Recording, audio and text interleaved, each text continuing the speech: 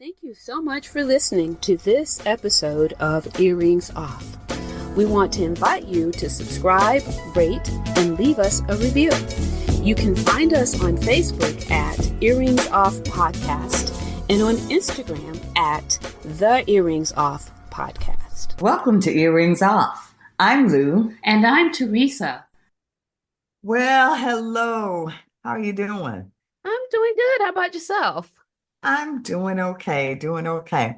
You know, it's the start of the year, and while it's an exciting time, and we're always filled with such hope for new beginnings, but Right. I thought about and even myself included, some people are just struggling a bit with the losses that they've Mm, suffered. mm-hmm, And you're missing loved ones. And this mm-hmm, time of the year or the holidays, while everybody's all excited, they can be challenging for folks, you know? mm-hmm, mm-hmm. Yeah, yeah. You, Yeah, they absolutely can. There are some traditions in the South that, that we have, and one of them is, my mom still lives by this, but the first visitor in your home after the yeah, new year has to be a male, yeah, right? yeah, And it's especially hard for her since, my brother, my oldest brother that we yeah, lost yeah, to COVID used to be that first male visitor for her. yeah. And since my dad died. But yeah, so it is. It brings It's a hard. lot of Yeah. during the holidays, you have family traditions and things, and that's when you especially miss those loved ones that you might have lost. Well, yeah, it's just and you think about, like you said, Teresa, not only traditions, but an empty seat at the table Oh or gosh. one less person you get to call and say, Mm-hmm. happy holidays or, Merry Christmas, or you don't see them at Thanksgiving. Because this past holiday, I thought about, I lost a first cousin. Mm-hmm. Um, and she'd had a lot of health problems, but I thought about her because the about I think it was like our second family reunion. I do my siblings and I do a sibling reunion every 2 years. And that year, I can't remember how much it was a little costly. And some people had decided, you know what, we're not going to be able to do that this year, even though we try to make it, manageable for everybody. But sometimes people's schedules, they just can't go. And I remember speaking to my first cousin and saying to her, well, we've had some slots opened up, and that's going to be challenging because that's just going to increase the costs for everybody else. And because we don't cancel. And she said, no, my family, we want to go if it's Mm-hmm. okay, And she was always an only child. She was always with us anyway. Mm-hmm. And like the other sibling, we've adopted her as a sibling. And she and her husband came, and it was just, and I thought about her because I'm so thankful that she started joining us. And Nasheed and I got to spend time with her months before she died. We went to a play at the NDC, and it was just wonderful. And I just thought about that, how unpredictable life is, because I certainly didn't think us going to a play and going out to dinner would be the last time I saw her. You know? Wow. Yeah, Yeah, yeah. absolutely. So, Very unpredictable. very, very much so. And Mm-hmm. we always see and hear people talk about, because of it being so unpredictable, we're to hold people a little closer and be kinder. And we know that. But when you look at what's happening in the world and all the chaos and the fighting and everything that's happening in our lives, it's like we've lost that because we lost. you know, we don't remember how precious life is, you know? So, Yeah. yeah, Hmm. yeah. So We lose I sight of that. oh Hmm. yeah, you do. Um, and I don't know if it's because of where we are now as a society, or, some people say it's TV and making pe life not be real because we are lured into make believe. But I just think we have to do a better job because people are struggling and hurting, and grief is very real. I saw Hmm. a quote that said, "The pain of grief is just as much part of life as the joy of love. It is perhaps the price we pay for love, the cost of committing from one to another." Mm. You Hmm. know? Yeah, yeah. Hmm. So, and when we talk about grief, we always think about losing a person, but we can have grief at all different levels. We can be grieving a divorce or a relationship. We can be even grieving. When I saw this, I was like, that's so true. We can be grieving our loss of health, you know? Yeah. Right. If something has happened to us which changes our health condition, that's a loss too. Any significant life change, right? Yeah, Yeah. yeah. Yeah, I mean, losing a job is just like you say. Yeah. Hmm. People are grieving, all manner of things that occur, and everybody's story is It's is different, different. right? Yeah, and so my hope is that we remember that people are having a hard time. It's not all, just fairy tales and dust and happiness during this time of the year. And Right. while people are excited and thankful to be here for another year, it's also carrying with us the very real loss of some people who didn't make it, you know? Right. Yeah. Yeah, yeah, Right. I would add to that, what came to mind was that we need to give ourselves grace and give others grace yeah, because we yeah, don't know what others might be dealing with, right? yeah, And yeah, it comes out in all manner of behavior, right? And yeah, I don't know what this young lady that I encountered was dealing with, but I'm certain it was something because what happened didn't warrant her response. I didn't feel. I mean, I hmm don't know her, so hmm I don't know how she responds to things, but I thought to myself, I actually prayed for her and I thought, I just hope things get better for you because I can't imagine why you're reacting this way. But I So was this was driving, somebody you encountered. Okay, go on. yeah, I was driving along on the highway and I put my signal on to get over. hmm And I always look, and hmm I didn't see her, hmm right? And so I changed lanes, and oh my goodness, this woman laid on her horn. She took both hands off the steering wheel, and with both hands, she was giving me the bird.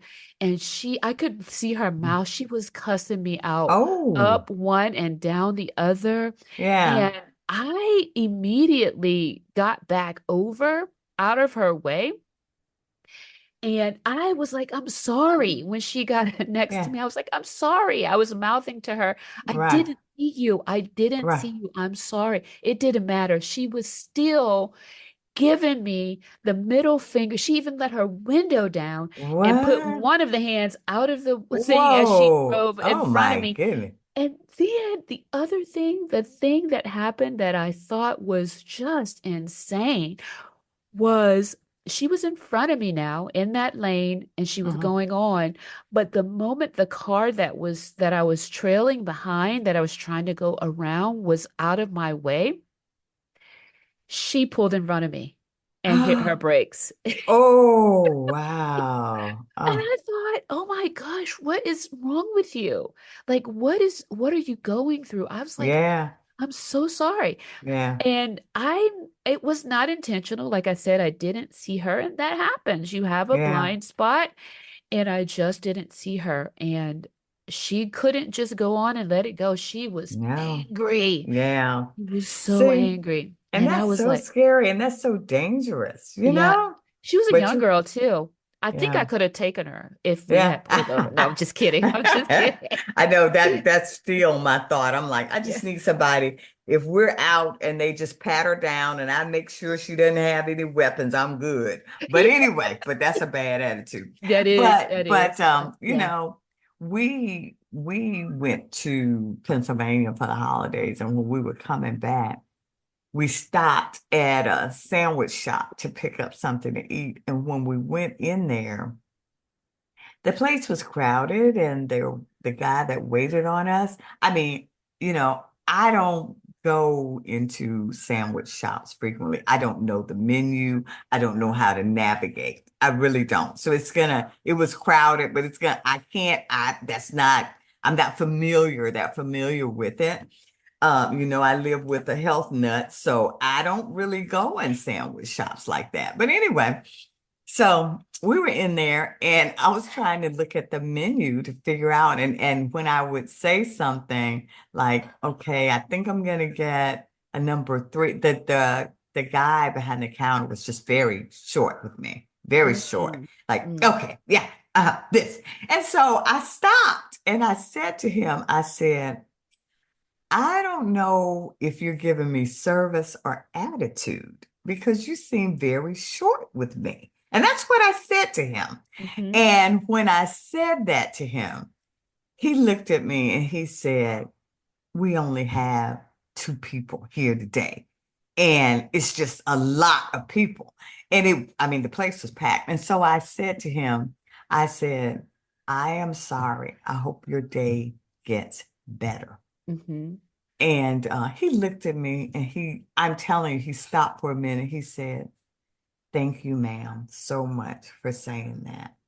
And mm. I said, I am sorry you're having this kind of day, but I do hope it gets better. And from there, you could just tell he seemed to be more at ease the rest of the interaction with him. But that just made me think about you, like you said, you don't know what people, and when I saw it really was just the two of them. And I'm thinking, okay, somebody owns the store. They're open during the holidays, and they think it's okay to have two people on shift Mhm, here, you know? mhm, mhm. And yeah. So you really don't know. And people are grieving, but it's also a stressful time It's a for stressful people. time. Yeah. It's a Yeah. stressful time. Yeah.